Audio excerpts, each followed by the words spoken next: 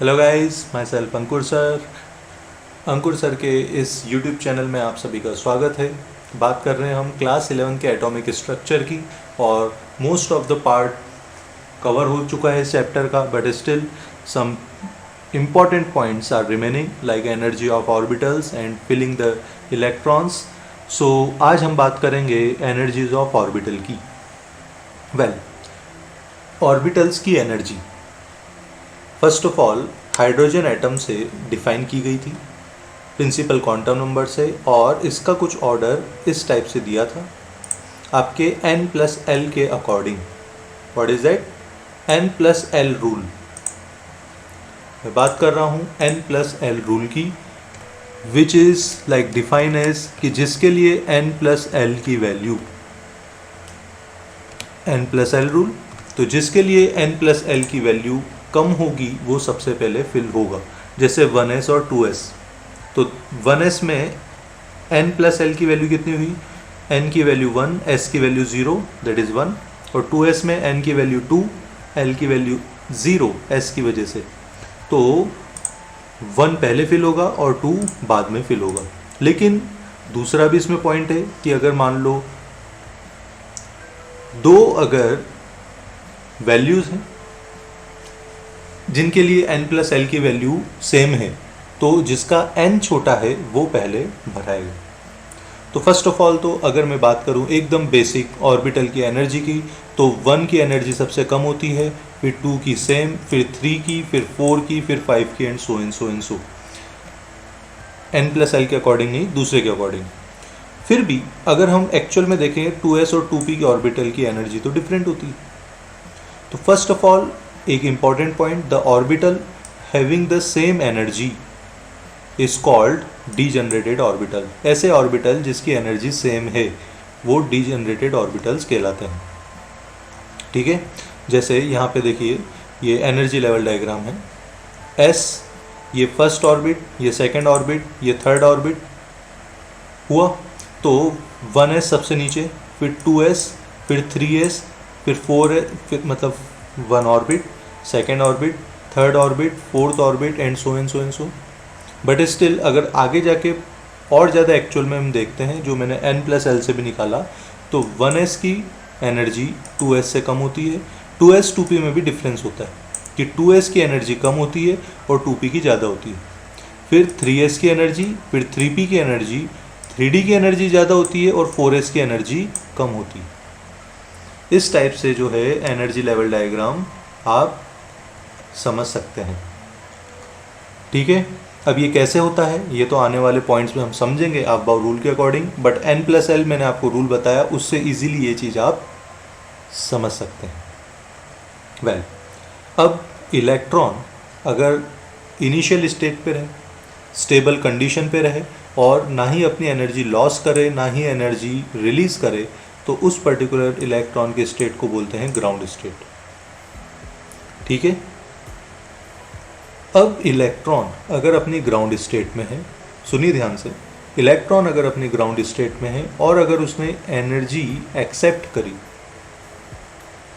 तो electron jump करके higher orbit में चले जाएगा, तो इलेक्ट्रॉन कहलाएगा उसकी एक्साइटेड स्टेट में। अगर इलेक्ट्रॉन एनर्जी एक्सेप्ट करके हायर ऑर्बिट में जाता है तो कहलाएगा उसकी एक्साइटेड स्टेट में। ठीक है, तो ये अलग अलग स्टेट क्यों बन रही है? क्योंकि अलग अलग ऑर्बिट की एनर्जी लेवल अलग अलग है। इलेक्ट्रॉन अगर यहाँ पे है, इलेक्ट्रॉन ने एनर्जी एक्सेप्ट करी तो इलेक्ट्रॉन जंप करके थर्ड ऑर्बिट में जाएगा। अगर इलेक्ट्रॉन ने एनर्जी लूज करी तो इलेक्ट्रॉन आपके फर्स्ट ऑर्बिट में आएगा। ठीक है, तो ये बात है ग्राउंड स्टेट की। Ground state is a state whether electron neither be lose और गेन एनर्जी, और excited state when electron accept some energy, तो ग्राउंड स्टेट से electron jump from ground state to higher state या orbit, that is called excitation state. ठीक है, और multi electron की अगर बात करें तो मल्टी इलेक्ट्रॉन में तो बहुत ज़्यादा वेरिएशन होते हैं। तो मल्टी इलेक्ट्रॉन में खासकर हमें जो है energy of different type of energy levels को समझने की ज़रूरत पड़ती है। ठीक है। सो यहाँ पे अगर मैं बात करूँ, कुछ बेसिक डेफिनेशंस दे रखी, जैसे आपकी शील्डिंग इफेक्ट क्या होता है। होता क्या है कि यहाँ पे एनर्जी लेवल में देखिए 3 की एनर्जी ज़्यादा है, 4 की एनर्जी कम है।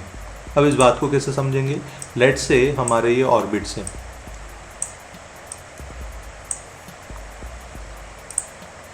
ठीक है। वेल ये न्यूक्लियस है, ये फर्स्ट ऑर्बिट, ये सेकंड ऑर्बिट, और well this one is third orbit, ठीक है। सो यहाँ पे देखिए आपके यहाँ पे ओके, ये जो ब्लू वाला है, अब मैं थोड़ा सा चेंज कर देता हूँ। अगर इलेक्ट्रॉन ब्लू वाले में है तो इलेक्ट्रॉन कहलाएगा अपने ग्राउंड स्टेट में, लेट से। तो होगा क्या, यहाँ पर थर्ड ऑर्बिट की मैं बात करूँ तो ऑर्बिट में ये फर्स्ट ऑर्बिट है, ये सेकंड ऑर्बिट है, ये थर्ड ऑर्बिट है, ये फोर्थ ऑर्बिट है। सबसे पहले इलेक्ट्रॉन फर्स्ट ऑर्बिट में भराता है, फिर सेकंड में भराता है, फिर थर्ड में भराता है, ऐसा नहीं है। इलेक्ट्रॉन भराता है उनके एनर्जी लेवल के अकॉर्डिंग। तो पहले 1s में भराएगा, फिर 2s में भराएगा, फिर 2p में भराएगा, और 2s 2p यहीं पे ही होते हैं, ठीक है। फिर उसके बाद में 3s हुआ, देन 3p हुआ, देन 3d हुआ, ऐसे होता है। लेकिन इलेक्ट्रॉन 3p के बाद 4s में भराता है। अगर इलेक्ट्रॉन 3p में भराया तो उसके बाद में 4s में भराता है अगेन, देन 3d में इनर इलेक्ट्रॉन में फिल होता है। ये इलेक्ट्रॉन फिलिंग में भी समझ आएगा, ऑफ-बाउ प्रिंसिपल आ रहा है उसमें।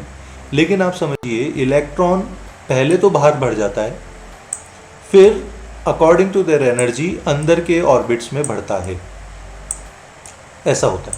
तो होता क्या है कि जब बाहर इलेक्ट्रॉन भरा गया, उसके बाद में जब अंदर इलेक्ट्रॉन भरा रहा है तो अंदर वाले इलेक्ट्रॉन एक शील्ड की तरह बिहेव करते हैं। इतने सारे इलेक्ट्रॉन हो जाते हैं कि एक शील्ड की तरह बिहेव करते हैं। उस शील्ड की वजह से इस न्यूक्लियस का पावर इस आउटर मोस्ट इलेक्ट्रॉन पे कम हो जाता है। तो that is all about shielding effect. तो यहाँ पे देखिए, shielding of outer shell electron from nucleus by inner shell electrons होता है। तो ये जो न्यूक्लियस है, इसका जितना इफेक्ट इस इलेक्ट्रॉन पे होना चाहिए उतना नहीं होता, तो इस न्यूक्लियस के इफेक्ट कम हो जाता है। तो अल्टीमेटली इसको बोला जाता है आपका इफेक्टिव न्यूक्लियर चार्ज, जो कि ओवरऑल शील्डिंग और कुछ पर्टिकुलर रीज़न की वजह से कम हो जाता है, जिसे किससे रिप्रेजेंट करते हैं, Z इफेक्टिव ऑफ E से,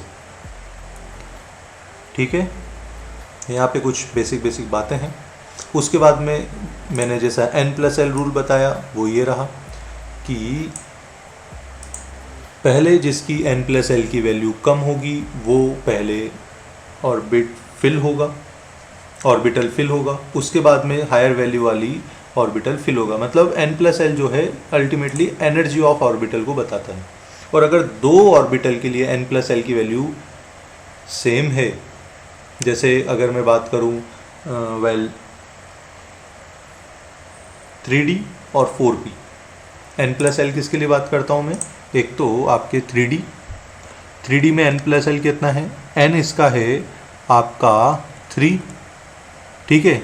N+L N कितना है इसका 3, और L कितना है, अच्छा D के लिए L कितना होता है आपका 2, तो N+L कितना हो गया आपका 5 हो गया, राइट। N+L कितना हो गया आपका 5 हो गया। अब अगर मैं बात करूं, दूसरा एग्जांपल लेता हूं, लेट्स से 4P, तो इसके लिए N की वैल्यू कितनी हो गई 4, और L की वैल्यू कितनी हो गई आपकी 1। तो 4P के लिए अगर N+L की वैल्यू में देखूंगा तो वो कितनी हो गई 5 हो गई। तो पहली बात तो अगर N+L की वैल्यू कम है तो वो पहले भराएगा, लेकिन अगर 2 के लिए N+L की वैल्यू सेम है तो पहले वो भराएगा जिसके लिए N की वैल्यू कम है।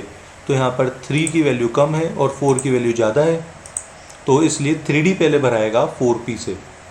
लेकिन सेम टू सेम 3D की बात करूँ और अगर 4S की बात करूँ, किसकी 4S की, 4S, तो N की वैल्यू 4 हुई, और आपकी L की वैल्यू क्या हुई 0, तो वेल N प्लस L की वैल्यू क्या हुई आपकी 4। तो पहले 4s भराएगा कि 3D भराएगा, 4s ही भराएगा क्योंकि 4 की वैल्यू 4s में N प्लस L की वैल्यू 4 है, फिर आएगा आपका 3D। तो ठीक है, तो इस हिसाब से यहाँ पे देखिए एनर्जी लेवल में पहले 4s भरा रहा है फिर 3D भरा है। That is all about N plus L। ठीक है,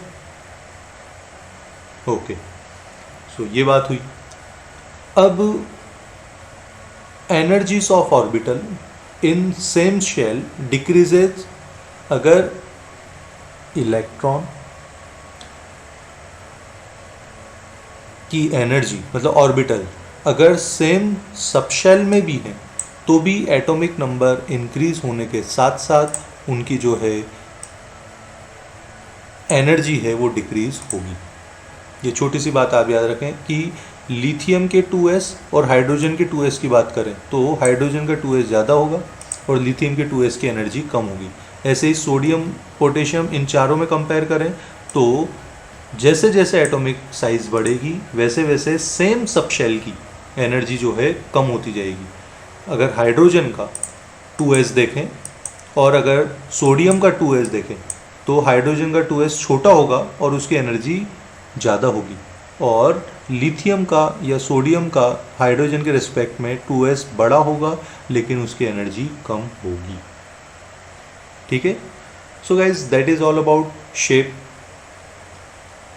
अब आगे that is filling of orbitals in an atom, but इसको अभी हम इस वीडियो में कंटिन्यू नहीं करेंगे।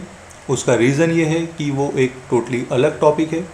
सो आज के इस वीडियो में अभी इतना ही। नेक्स्ट वीडियो में मिलते हैं filling of orbital in atoms के साथ। सो तब तक के लिए all the best, take care, bye bye, and yes don't forget to like, comment, share and subscribe the channel as well as video.